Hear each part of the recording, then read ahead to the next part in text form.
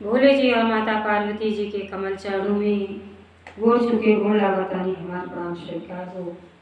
माँ जगदम्बा भवानी के कमल चरणों में गोड़ छुके गोड़ लागतानी हमार प्रणाम स्वीकार हो। सब देवी देवता के कमल चरणों में गोड़ छुके गोड़ लागतानी हमार प्रणाम स्वीकार हो।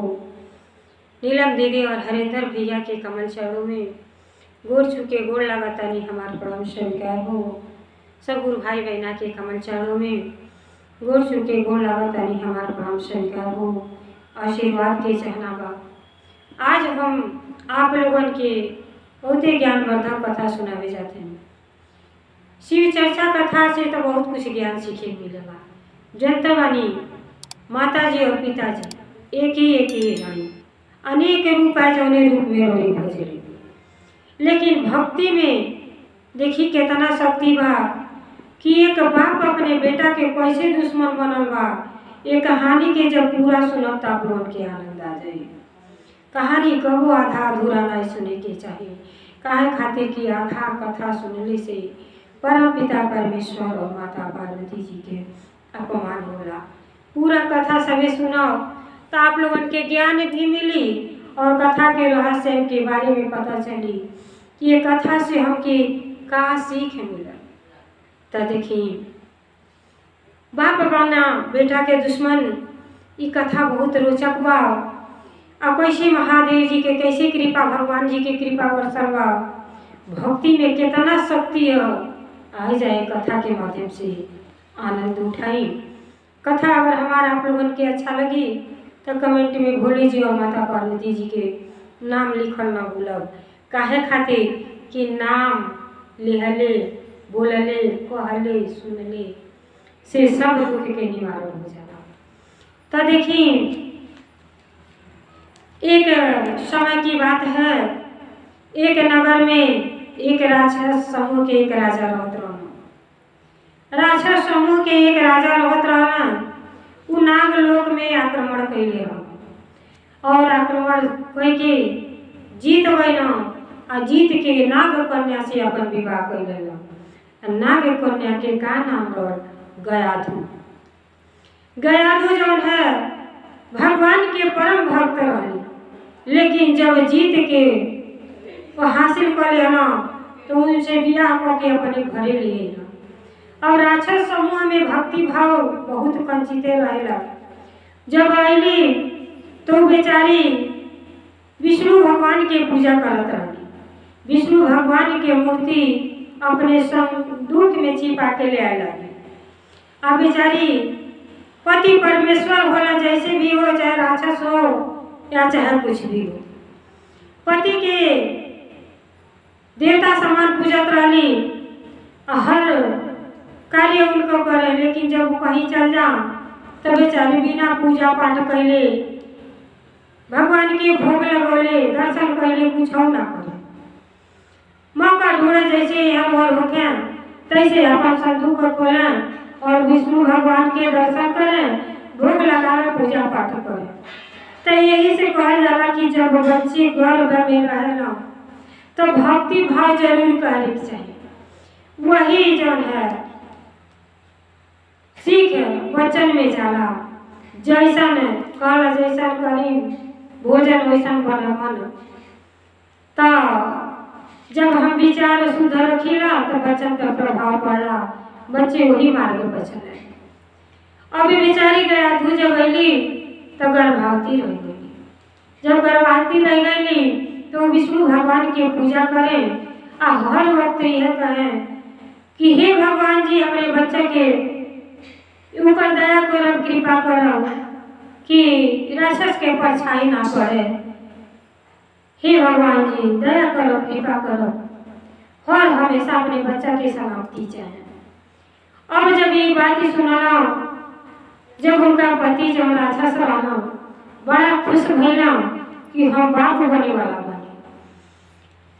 अब बेचारी कब एक बार पूजा करत रहनी, तब तक थोड़ा सा उनके कान में भनक आ गई।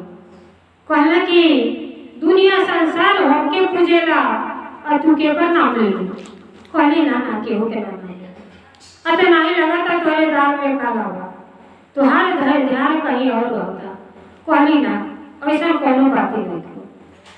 जब उनके शंका हो गया तो पत्नी के बड़ा फटकारे डांटे बोले बेचारी सब सहन करे, लेकिन भगवान के मूर्ति के आगे जाके हाथ जोड़ के कहा कि हे माँ, ये विष्णु भगवान, ओम नमो भगवते वासुदेवाय, हमारी रक्षा करो और हमारे पुत्र के रक्षा करो। आप तो द्रौपदी के लाज बचौली, मीरा के मन के बात जान गेली, तो हम श्रद्धा मन से जौन बाबा के भक्ति करतनी तो हमरो भक्ति के सफल करो हे भगवान जी। करते करते बीता 9 मास। जब उनके पुत्र प्राप्त भइल तब बड़ा धूम धड़का कइले, जौन उनका पिता रहल बोला हमारे घर में तो संतान के प्राप्ति भइल बा। अब बड़ा लुटौला पटौला, लेकिन नहीं ना जानता हमें कि उनका पुत्र भगवान के जौन भक्त बाटे। जैसे लड़का पैदा भइला वैसे दिन दुगना रात चौगुना जैसे पढ़े लगला, जो पढ़े लगला तो जो पहला लेखा निकलना तो यह कहा ओम नमो भगवते वासुदेवाय। अब लगला विष्णु भगवान के जाप करे। ओती चूंकि लड़का के अंदर इतना ज्ञान जौन विष्णु पुराण पूरा जौन है 9 महीना में पढ़ले वाली सारा ज्ञान उनके बच्चा के अंदर आ गई। अब जब 3-4 साल का हो गई तो कहना कि आइन के स्कूल में डाल दिखा जा, पढ़े जाइए। तो पढ़े जा तो का कर सब साथी के लिए किनारे बैठ जा और कहे कि बैठा लोग आवत हो कि हम पढ़ावत हैं। और सब के बैठ जा तो कहे ध्यान लगाओ भगवान के पहले ओम नमो भगवते वासुदेवाय नमः, ओम नमो भगवते वासुदेवाय नमः। अब जब यह कहें और सब जब उनके साथे गए सब के उगावे के कि स्कूल में पढ़े ना आए, इतने विष्णु भगवान की पूजा करे लो। अब बाप के बड़ा चलन होके लोग। अब देखिए वहीं से बाप के दुश्मनी शुरू हो गई। अब कहला कि लड़का न रही बांस और न बाजी बांसुरी, ये लड़का के कैसो न कैसो खत्म कर देगा। इतना छोटे पर कुछ बतिए ना मानता तो सियान हो गए तो हमारा कुछ हो ना माना। अब बेचारा बागीचा में गई तभी मायावी रहे कैला राक्षस नाग के भेजना कि जा नाग डसिल और नाग तजंता वाणी विष्णु भगवान के जो है सैया हमें सन कक्षा में जैला के बाद जब देखा कि विष्णु भगवान के स्तुति होता तो प्रणाम कोई के किनारे हट गई। लड़का के बाल बाका ना भई तो यही से कह जाला जाको राखे साइया मार सके ना को। और बेचारा के नाग भगवान चल गए और कहना और क्या करी। अब इनके जो है हाथी से कुचलवाला, सर्प से डसवाला, बिच्छू से कटवाला, लेकिन कुछ असर ना पड़ा था। तो देखिए कितना सुंदर भजन के भाव शिष्य भाई लोग गावेगी।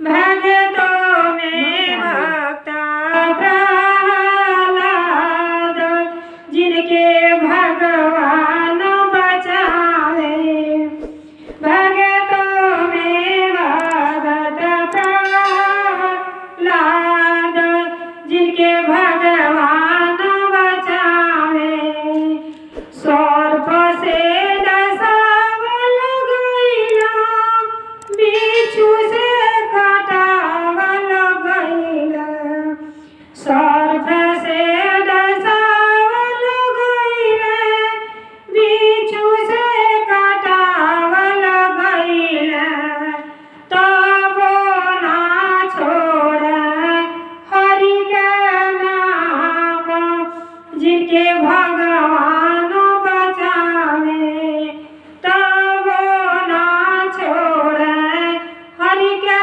नाम जिन्हें भगवान बचावे, भक्तों में भगत प्रहलाद जिन्हें भगवान बचावे, भक्तों में भगत प्रहलाद जिन्हें भगवान बचावे, हाथी से कुचावल गइले, खोम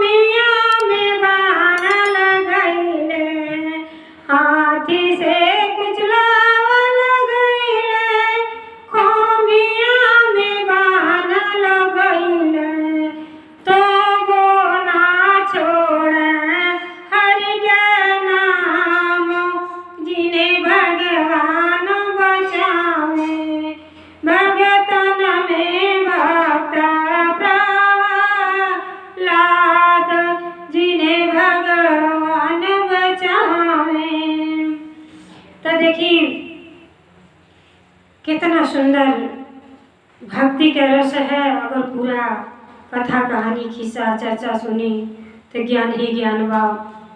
बेचारा कि हर तरह से उनका बाप मारने की कोशिश कैलो, इतना प्रताड़ित कैलो, जब थक गई तो का कैलो अपने मायावी बहिन के बोलौला।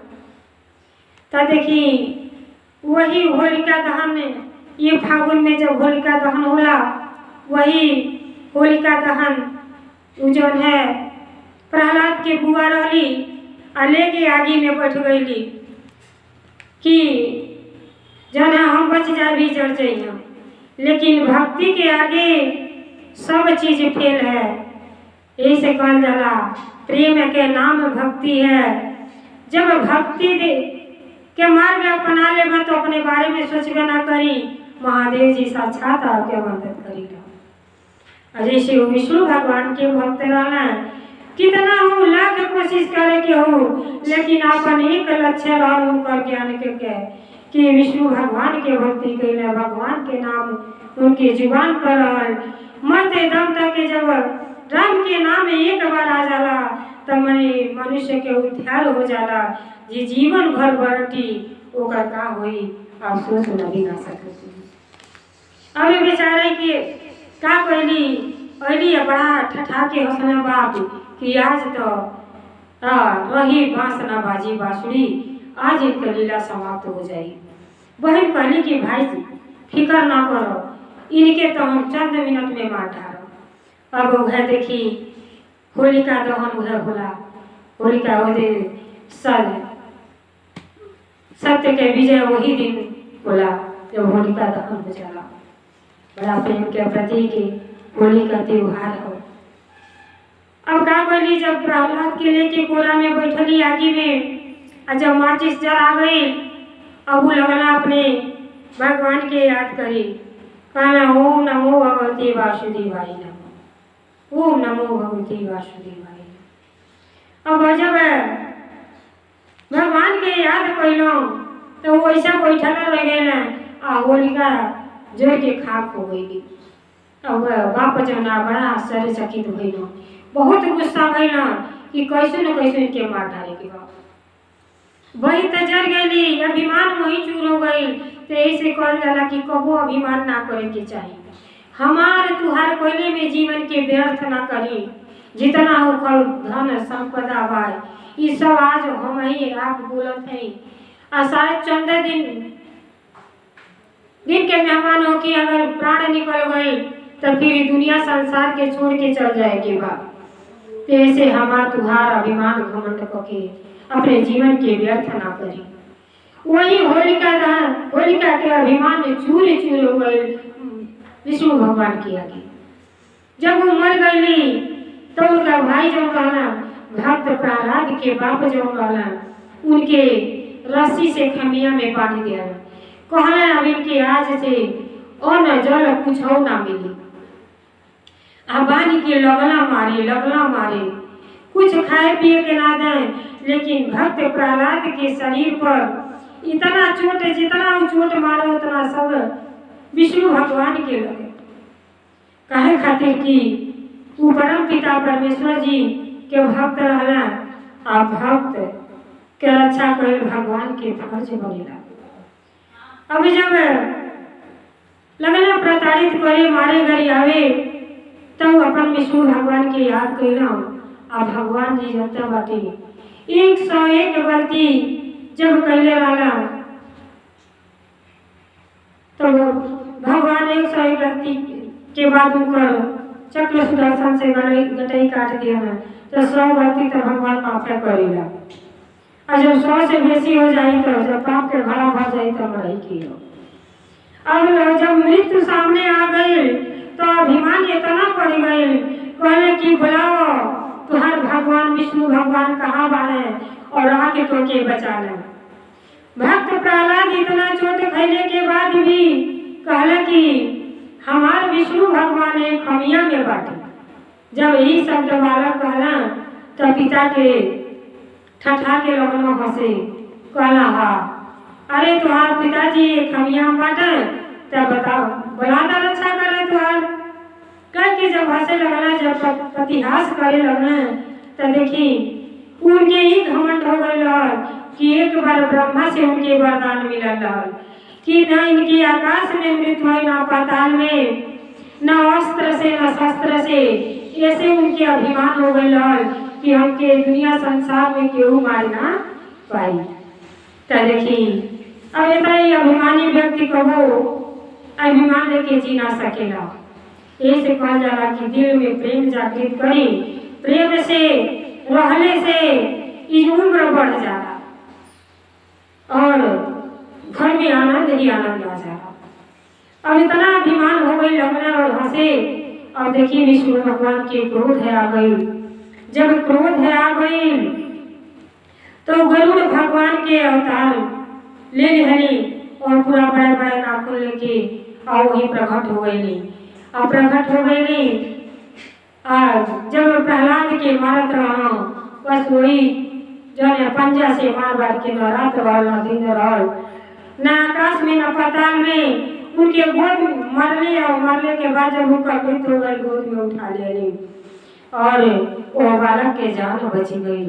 तब भगवान की महिमा जब जानबे ना करी, जब ज्ञान अपनेबे ना करी, तो महिमा के बारे में क्या पता रही, जब किस्सा कहानी सुनबे ना करी।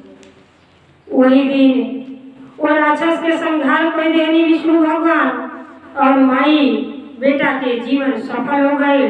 दोनों जनी आनंद पूर्वक से अपन जीवन यापन करे लगल। माई घुट घुट के जियत रही, काहे खातिर चलते वाली कि माई के सारा धन दौलत जीवन गाना सब बेटा या बेटी होले। अगर बेटा के कष्ट हुई तो माई जीते जीते मर जाए, चाहे बेटा भले ही ना माई की खुशी सोचे। माई बहुत संकट सहले रही, जब से वो पेटे में रहना तब से बेचारी चोरी छुपे भगवान की भक्ति कैली और भक्ति में सफल हो गई। अपने पुत्र के रक्षा खातिर का कुछ कैली और पुत्र के पा गई। महादेव जी की ऐसा कृपा भई, ब्रह्मा विष्णु महेश तीनों जनी के हुई, जौने रूप में आप भजली। तो देखी भक्ति में कितना शक्ति बा। अभिमानी के व्यक्ति के अभिमान एक न एक दिन चूर होबे करेगा। तो इतना वरदान पाने के बावजूद भी उनका जीवन ना बचल, तो अभिमानी कबो ना बने के चाहिए, स्वाभिमानी बने के चाहिए। तो जैसे महादेव जी की कृपा वो बाल अवस्था में भक्त प्रहलाद पर गई, माई बेटा के जीवन सफल हो गई, उसे महादेव जी के दया कृपा हर गुरु भाई बहना पर बनल है। हर हर महादेव, धर्म महादेव, भोलेनाथ की जय, सच्चे दरबार की जय, 33 करोड़ देवता की जय हो, जय हो, जय हो।